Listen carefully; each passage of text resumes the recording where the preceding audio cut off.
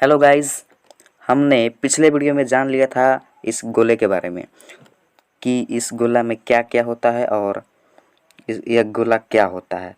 इस गोला को क्या बोलते हैं? वृत्त बोलते हैं। इसे क्या बोलते हैं? वृत्त।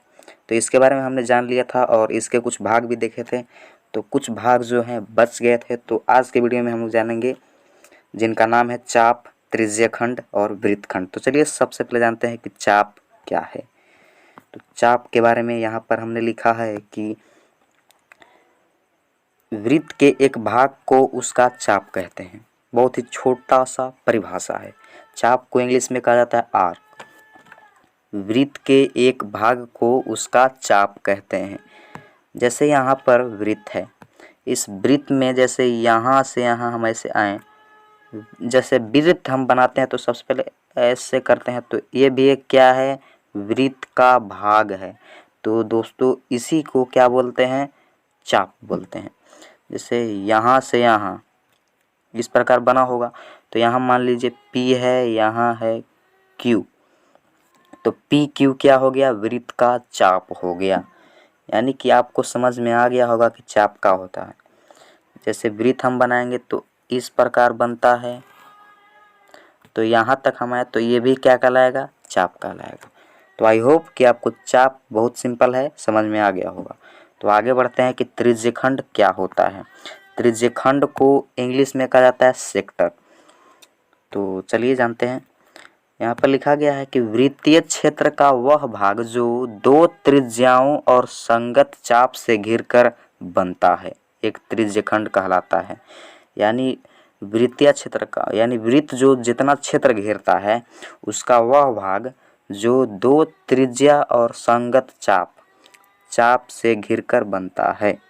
तो चलिए इसको समझते हैं कि क्या है आखिर। जैसे देखिए यहाँ पर हमने पिछले वीडियो में पढ़ा था कि ये क्या होता है? केंद्र। और यहाँ से कहीं भी परिधि में टच करें, इस रेखा को बोलते हैं परिधि। इसमें टच किए तो ये क्या बना? त्रिज्या। अब यहाँ पर बोल रहा है कि दो त्रिज्याओं, जैसे यहाँ से एक यहाँ ले लिए त्रिज्या, ये भी एक त्रिज्या ही है और ये भी एक त्रिज्या ही है। और ये दोस्तों क्या है? तो ये है चाप। हमने अभी ऊपर पढ़ा कि इस प्रकार से भाग को क्या बोलते हैं? चाप। तो ये जो एरिया बना, इसी एरिया को बोलते हैं त्रिज्यखंड। जी हाँ दोस्तों, इसी एरिया को क्या बोलते हैं? त्रिज्यखंड। जैसे यहाँ पर हमने वृत्त बनाया, एक यहाँ केंद्र है, कहीं भी एक यहाँ त्रिज्या लिया और एक यहाँ, तो इस एरिया को क्या बोलते हैं? त्रिज्यखंड। चाप से घिरकर, यहाँ पर चाप से भी घिरा है और दो त्रिज्या से घिरा है, तो इसलिए इसको क्या बोलेंगे? त्रिज्यखंड। कोई भी वृत्त में जैसे यहाँ है और यहाँ ले एक त्रिज्या, यहाँ तक त्रिज्या, तो ये वाला भाग क्या कहलाएगा या ये वाला भाग क्या कहलाएगा? त्रिज्यखंड। तो आई होप कि आपको त्रिज्यखंड के बारे में भी पता चल गया होगा। तो आगे बढ़ते हैं, वृत्तखंड के बारे में जानेंगे। वृत्तखंड को इंग्लिश में कहा जाता है सेगमेंट ऑफ सर्कल। तो चलिए इसका परिभाषा देखते हैं। वृत्त की एक जीवा और संगत चाप से घिरा वृत्तीय क्षेत्र का भाग एक वृत्तखंड कहलाता है। यानी कि वृत्त की